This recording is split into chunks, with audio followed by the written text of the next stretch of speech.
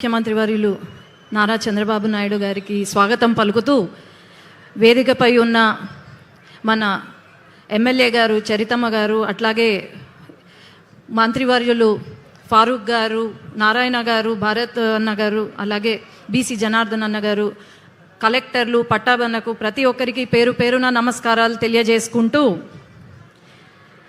అధికారంలోకి వచ్చిన తర్వాత ఒక్క క్షణం తీరిక లేకుండా, విశ్రాంతి లేకుండా ప్రజల కోసం, ప్రజల వెంట, ప్రజల సమస్యలు తెలుసుకోవడానికి, అట్లాగే ఆ సమస్యలను వెంటనే తీర్చడానికి ప్రతి క్షణం కష్టపడుతూ మన ముఖ్యమంత్రి గారు ఊరు నియోజకవర్గము అంతా తిరుగుతున్నారు. మనం అందరం గమనిస్తే ఒక విజనరీ లీడర్గా ఎప్పుడో చెప్పారు, మన రాష్ట్రం అభివృద్ధి చెందుతుంది, ఇక్కడ ఇలా పెడితే బాగుంటుంది అని. ఇప్పుడు ఆ కళ నెరవేరబోతుంది.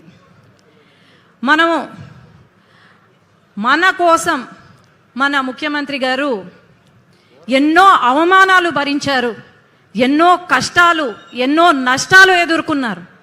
మన అందరితో పాటు ఆయన కూడా మన వెంట ఉన్నారు. కానీ ఒక్కటి గమనించండి, 5 సంవత్సరాలు పట్టింది జగన్మోహన్ రెడ్డి గారికి పెన్షన్లు 1000 రూపాయలు పెంచడానికి. కానీ మనం అధికారంలోకి రాగానే వెంటనే 4000 రూపాయలు పెన్షన్లు చేసి, అట్లాగే హ్యాండిక్యాప్డ్కి 6000, 10,000 మనం పెన్షన్లు ఇచ్చాం. అట్లాగే మొదటి సంతకం లోకేష్ అన్న చెప్పారు, మెగా డిఎస్సి పైన సంతకం పెట్టబోతున్నాము అని.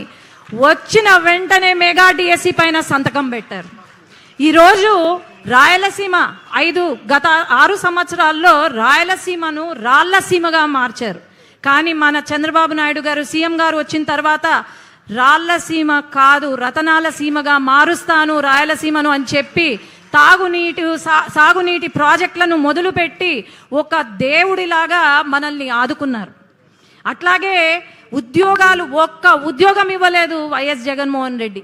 అలాంటిది ఈరోజు నారా లోకేష్ అన్న కంకణం కట్టుకొని 20 లక్షల ఉద్యోగాలు ఖచ్చితంగా ఇస్తాము, ఇంటింటికి ఒక ఉద్యోగం ఖచ్చితంగా ఉంటుంది అని చెప్పి కంకణం కట్టుకొని మరి ఎన్నో పరిశ్రమలు మీరు గమనిస్తే లూలు, మైక్రోసాఫ్ట్, టీసీఎస్, గూగుల్ ఇలాంటి పెద్ద పరిశ్రమలు తీసుకొస్తున్నారు. ఒక అన్నలాగా నారా లోకేష్ అన్న ఆదుకుంటున్నారు మనల్ని. అట్లాగే రాయలసీమలో ఒక పూట బాగా తిండి తింటే చాలా సంతోషపడతాం. అలాంటిది అన్న క్యాంటీన్లు పెట్టి ఒక తల్లిలాగా ఆదుకున్నారు మన సీఎం గారు. ఇలాంటివి ఎన్నో కార్యక్రమాలు. అట్లే మహిళలు ఎక్కడా తక్కువ కాదు అని చెప్పి మహిళా సంక్షేమానికి కాకుండా మహిళా అభివృద్ధి కోసం కూడా వాళ్లకు ఎంఎస్ఎంఈ పార్కులు పెట్టి, అలాగే వాళ్ళ కోసమని వర్క్ ఫ్రమ్ హోమ్ నిర్వహిస్తూ, అట్లాగే మెటర్నిటీ లీవ్ పొడిగిస్తూ. చిన్న ఉదాహరణ, ఒక మహిళా ఎంపీ అయిన నేను సంవత్సరం లోపల యునైటెడ్ నేషన్స్కి పంపించారు నన్ను, అట్లాగే ఆస్ట్రేలియా పార్లమెంట్కి పంపించారు. అంటే మహిళల పైన ఎంత దృఢ సంకల్పం ఉందో ఆలోచన చేద్దాం. ఖచ్చితంగా మన ఆంధ్రప్రదేశ్ మన సీఎం గారి చేతులలో పడింది, స్వర్ణాంధ్రప్రదేశ్గా మారబోతుంది. అట్లాగే కొన్ని సమస్యలు మన నియోజకవర్గంలో, అలాగే నంద్యాల పార్లమెంటుకు వచ్చాను కాబట్టి గుండకాయ లాంటి గుండ్రేవుల ప్రాజెక్టు పూర్తి చేయాలని, అలాగే మన గోరుకల్లు రిజర్వాయర్ ప్రతిసారి లీకేజ్ అవుతుంది, టెంపరీగా కన్స్ట్రక్ట్ చేస్తున్నారు, రిపేర్స్ చేస్తున్నారు, కానీ పర్మనెంట్ సొల్యూషన్ రావట్లేదు, ఫుల్ లెవెల్లో అచీవ్ కావట్లేదు. కాబట్టి ఈ గుండ్రేవుల ప్రాజెక్ట్కి కూడా పర్మనెంట్ సొల్యూషన్ ఇవ్వాలా అని చెప్పి నేను కోరుకుంటున్నాను.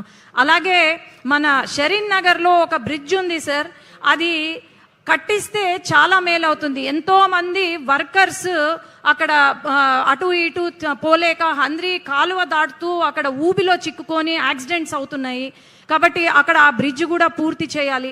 అట్లాగే సార్ ఇది నంద్యాలకు సంబంధించింది. జనరల్ హాస్పిటల్లో కేవలం 450 బెడ్లే ఉన్నాయి. ఫారూక్ గారి చొరవతో మనకు 50 బెడ్లను 300 బెడ్లుగా మార్చాము.